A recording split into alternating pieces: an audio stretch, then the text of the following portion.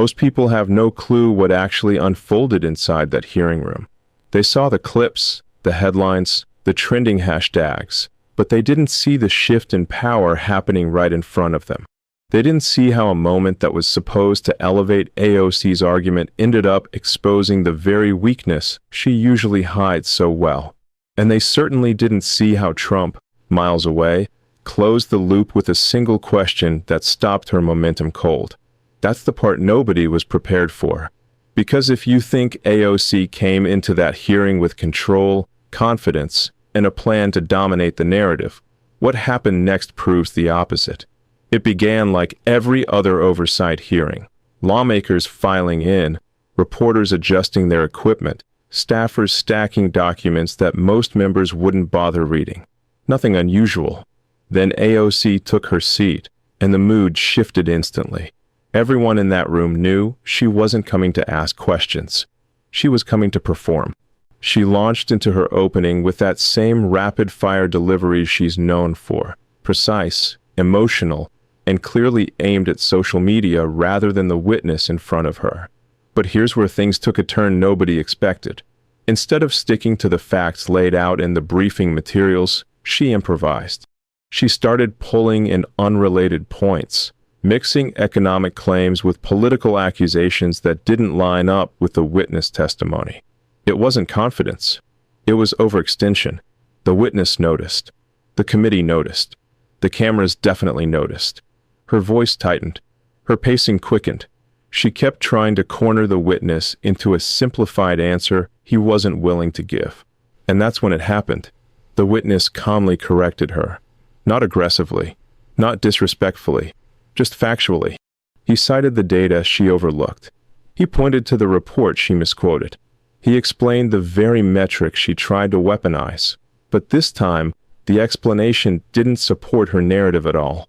You could see the shock on her face. Not anger, not outrage, but the realization that the foundation of her argument was slipping right out from under her. This wasn't supposed to happen.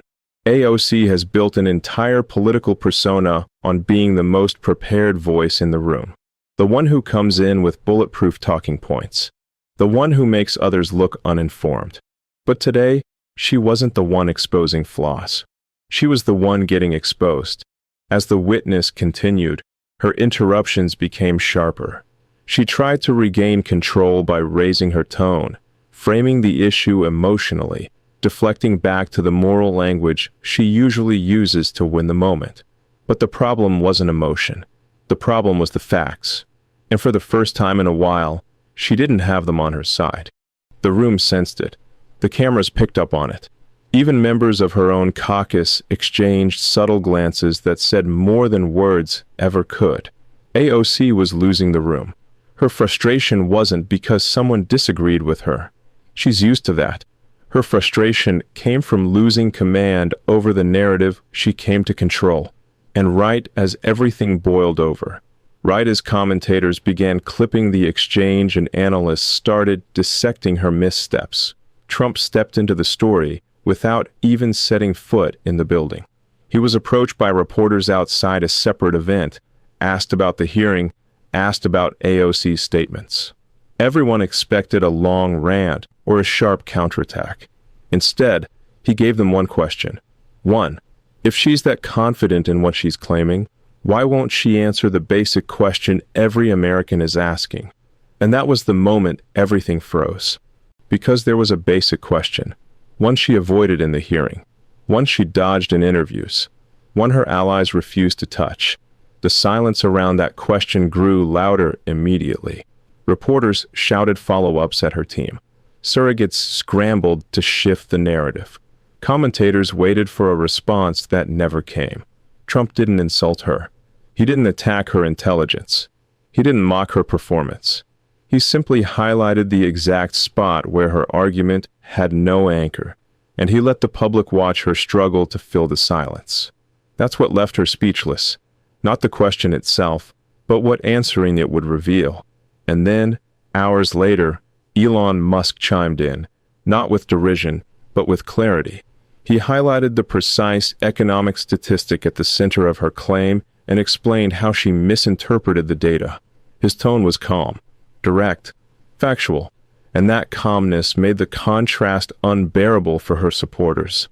AOC's argument was emotional but unstable. The witness was factual but composed. Trump's question was simple but devastating. Musk's explanation was measured but definitive. All four pieces formed a narrative she couldn't outrun. She walked into that hearing ready to take control. She walked out with the story slipping through her fingers. And the reactions afterward told the whole story. Her allies tried to frame the witness as evasive. But the clip didn't support that. They tried to accuse Trump of deflection. But the public knew better. They tried to dismiss Musk's comments as tech bro politics. But his breakdown was too clear to ignore. People don't need ideology to understand discomfort. They don't need a party affiliation to recognize when a politician is cornered.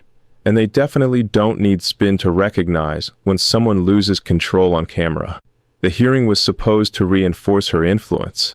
Instead, it highlighted her limits.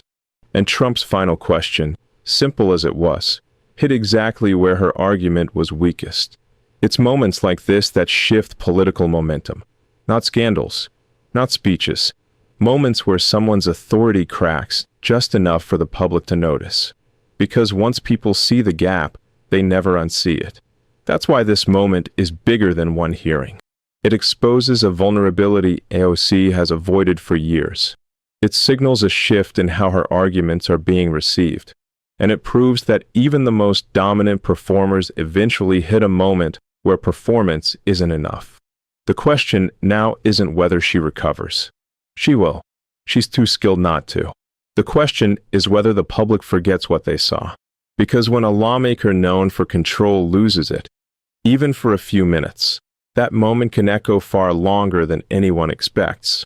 By the time the hearing clip had been replayed across every major platform, the conversation had already shifted from what AOC said to how she reacted. And that shift matters more than most people realize, because in politics, perception often outweighs performance. The moment she lost control wasn't defined by a single outburst. It was defined by the subtle signs that built up before the breaking point. Signs that showed she wasn't just challenging a witness. She was fighting to keep her own argument afloat. Every time she circled back to the same point, every time she cut off her response before it landed, every time her focus drifted, the audience saw something they're not used to seeing from her: uncertainty. AOC is known for dominating the room.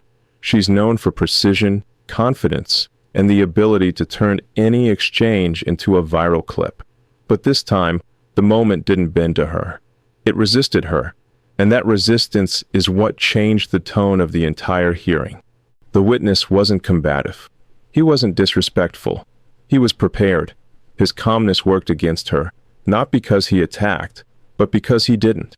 The more composed he stayed, the more her intensity began to look like instability instead of strength. Her supporters online tried to frame the witness as smug, but people watching the full footage saw the opposite. They saw someone who stuck to the facts while she reached for emotional leverage that didn't match the data. And when that happens in a public forum, when emotion meets facts and starts losing, the narrative writes itself.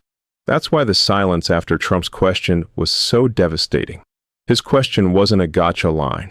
It wasn't crafted as an insult or a dig. It was the kind of question that cuts straight to the foundation of an argument without theatrics. If she's sure she's right, why won't she answer the one thing the public keeps asking? The reason that question hit so hard is simple. The public was asking it, and she wasn't answering it.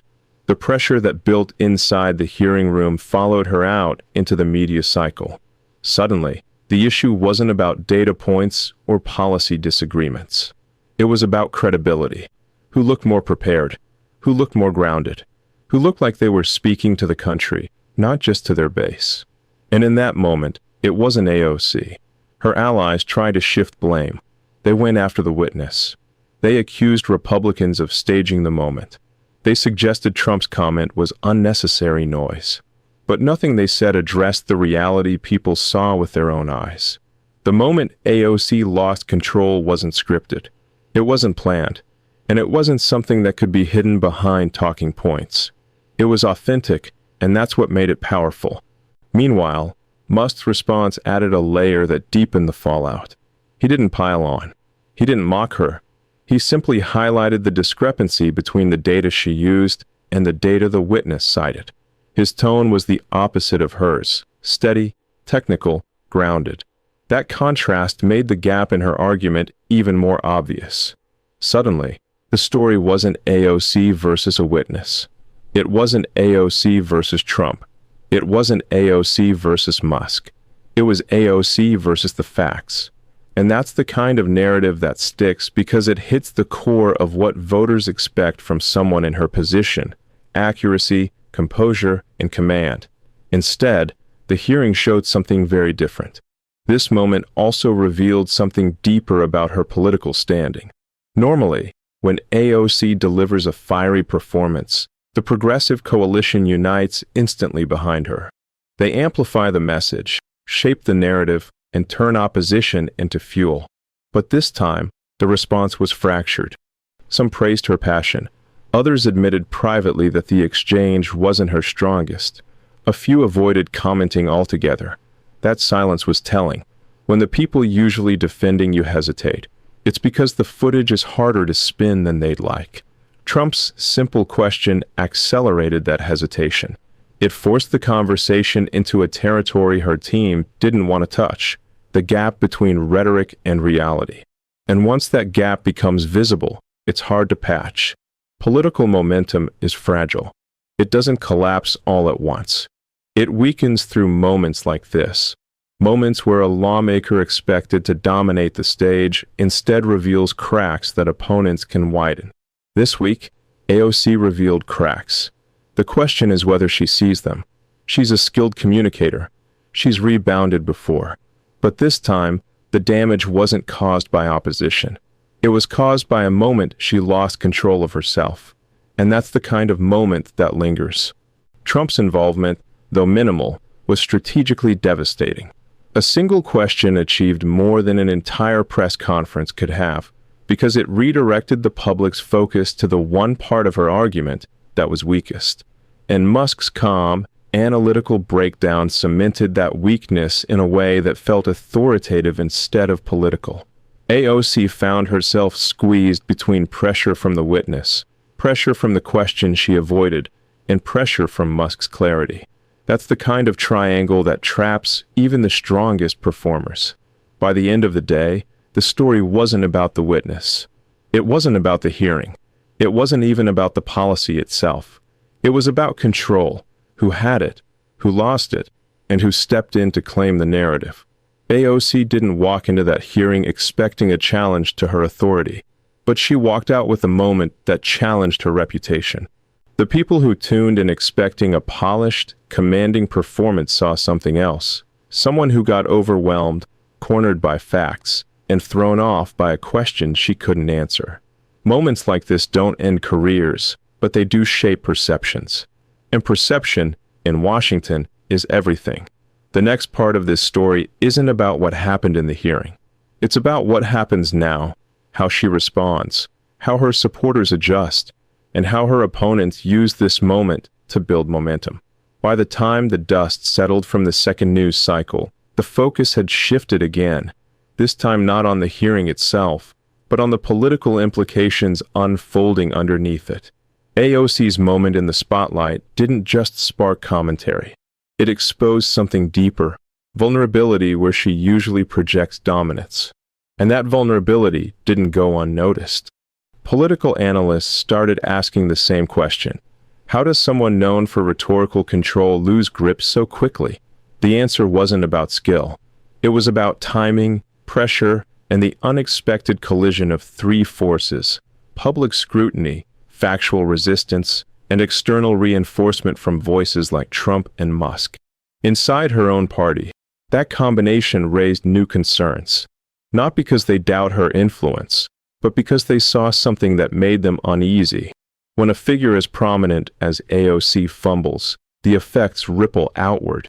It creates questions about strategy, messaging discipline, and whether the progressive wing is prepared for the kind of scrutiny it will face heading into the next political cycle. And here's the part that matters. A single stumble doesn't hurt a movement, but a stumble that becomes a reference point, that's different. This hearing is quickly becoming that kind of reference point. Why? Because it didn't just show an argument falling apart. It showed how quickly public perception can shift when confidence gets replaced with defensiveness. Voters respond to conviction. They respond to clarity. But they also respond, often unconsciously, to the moments when someone looks rattled. And for a brief but very visible stretch of time, AOC looked rattled. Her supporters tried to counter the narrative. Some said the witness was evasive. Others argued the questions were unfair. But none of that changed what millions saw on their screens. The cracks were visible. The frustration was visible. The loss of control was visible. And the political world pays attention to visibility more than anything else. Meanwhile, Trump's question continued circulating, taking on a life of its own. It didn't need context. It didn't need explanation. It wasn't tied to ideology or personality. It tapped into a universal instinct. If you're confident in your argument, you answer the hard questions. If you're not, you avoid them. That's why the silence was so costly. Every hour that passed without a clear response added weight to the perception that she didn't have one. And whether that perception is fair or not doesn't matter. Perception becomes reality when it spreads unchecked. Republican strategists seized the moment immediately. They framed her silence as proof of weakness. They clipped the moment she stumbled. They contrasted her intensity with the witness's composure. And the contrast worked. Because the public doesn't judge these moments based on ideology. They judge them based on demeanor. Calm versus frantic. Prepared versus scrambling. Measured versus emotional. This time, she wasn't on the winning side of those comparisons. But the part that truly shifted the narrative wasn't the stumble itself. It was Elon Musk's involvement. His analysis amplified what the witness tried to say. The data didn't match her claim. And the way he laid it out, clear, methodical, and emotionless, gave the public something undeniable to latch onto. His tone made her argument look rushed. His breakdown made her response look thin. His clarity made her intensity look like panic. When two influential voices, both outside the hearing room, zero in on the same structural flaw in your argument, it becomes much harder to dismiss. That's the dynamic her team struggled with behind the scenes. Because they didn't just have to handle the fallout from the hearing. They had to respond to Trump's question and Musk's correction. Two very different critiques hitting the same point from different angles. The public didn't see the internal scramble, but insiders did. Staffers started circulating revised talking points. Allies were told to shift focus to broader themes. Sympathetic media outlets tried to reframe the clip, but none of it reshaped the perception that had already taken hold. The truth is, political control isn't just lost when someone stumbles. It's lost when they stumble at a moment when their opponents are perfectly positioned to capitalize. And that's exactly what happened here. AOC wasn't up against one narrative. She was up against three. The witness showing she misinterpreted the data. Trump highlighting the key question she avoided. Musk explaining the flaw in her argument with precision. Each one reinforced the next. Each one made the moment harder to recover from. Each one kept the story alive longer than it should have been. This is how momentum shifts, not with explosive scandals, but with a slow accumulation of credibility hits. AOC's brand has always been built on confidence, authenticity, preparedness.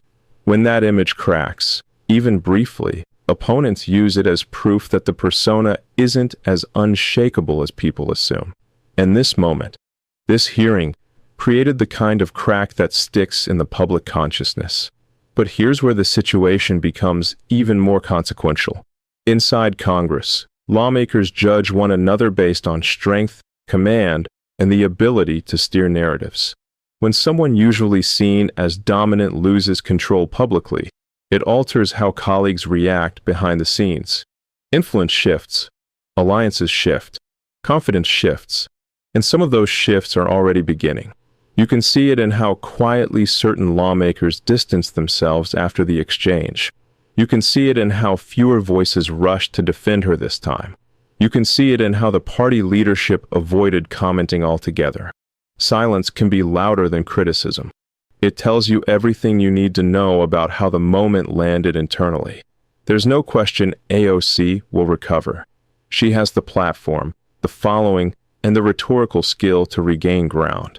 But the real question is how much long-term impact this moment has on her image, and who benefits from that shift. Because Trump and Musk didn't have to attack her. They simply pointed to the weak spot and let the public draw their own conclusions. And the public did. What comes next is where the real story continues. Because this wasn't the climax. This was the turning point. By the time the conversation reached its final cycle, the hearing had transformed from a single uncomfortable moment into a full-blown test of political resilience. What happened inside that room didn't stay contained. It grew, evolved, and reshaped how people viewed not just AOC, but the broader dynamics surrounding her influence. AOC entered that hearing expecting to take command. She walked out realizing that command isn't something you hold automatically. It's something you must defend every second, especially when the spotlight is brightest. The moment she lost her footing, the landscape around her shifted. Political allies who usually rally behind her with unwavering enthusiasm took a step back, offering only mild, generic statements. Critics amplified the clip relentlessly. Neutral observers, the ones who don't normally take sides, started questioning whether the hearing exposed deeper issues in her approach. Because this wasn't just an argument gone sideways. It was a moment where her confidence cracked publicly. And cracks, once visible, become points of leverage. The witness who calmly corrected her didn't become the star of the hearing. But he did become a symbol. Proof that preparation can outmatch passion when the facts aren't on your side. And once that contrast took shape, the narrative became impossible to control. AOC tried to recover through media appearances afterward, but the responses felt rehearsed, not reactive. Every time she tried to pivot away from the unanswered question, commentators brought it back. Every time she tried to reframe the hearing as a distraction, the data Musk had posted was pulled up again. The ground she was trying to stand on kept shifting. Meanwhile, Trump's simple question continued to hang over the entire situation. It didn't fade. It didn't get overshadowed. It became the anchor point of the conversation, not because of who asked it, but because of what it asked. It cut to the core of accountability. It forced people to confront what she avoided.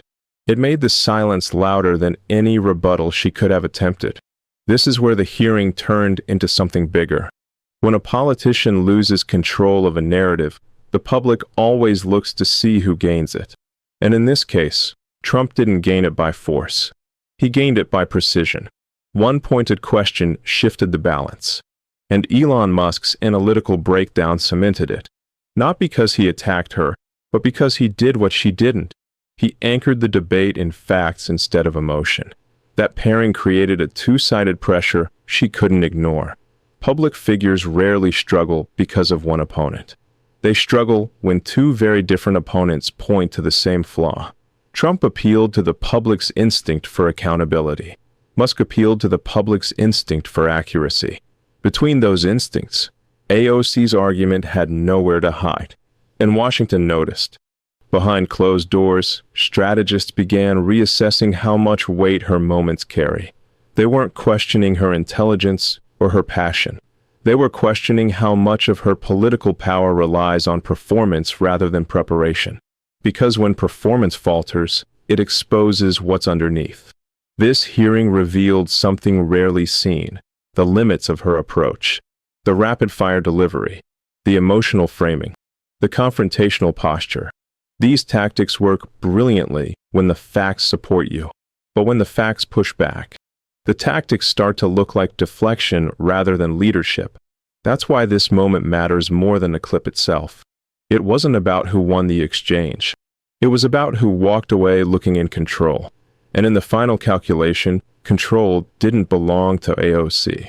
Her supporters will say the hearing was a setup. Her critics will say it was a collapse. But the truth lies somewhere in the middle. She wasn't prepared for a witness who refused to be steamrolled, nor for opponents who used restraint rather than aggression. And that combination made her strongest tools ineffective. The public saw someone who is usually unshakable suddenly react instead of let. They saw frustration cloud judgment.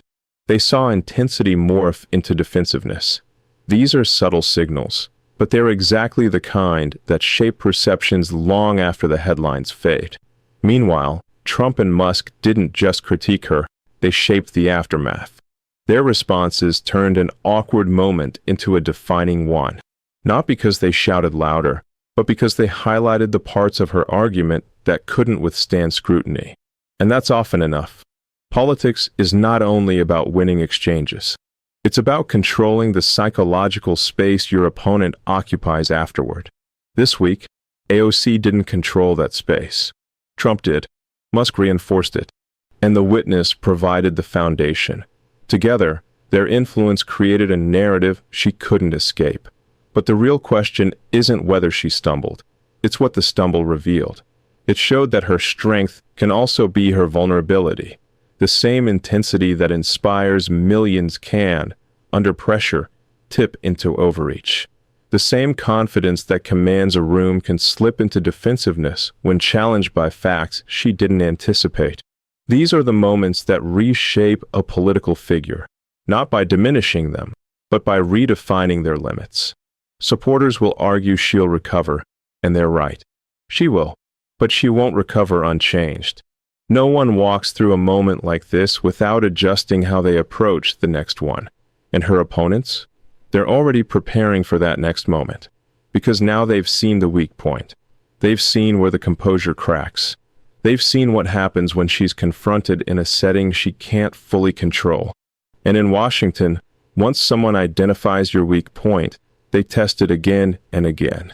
This hearing, on its own, won't define AOC's career, but it will influence how opponents challenge her, how supporters defend her, and how the public interprets her authority going forward. That's the lasting impact. Not the stumble, not the clip, but the shift in how people view her strength. Because in politics, the moments that matter most aren't the ones where you rise. They're the ones where you slip, and everyone watches how you respond. Thank you for watching this video. Click here to watch another video that might interest you.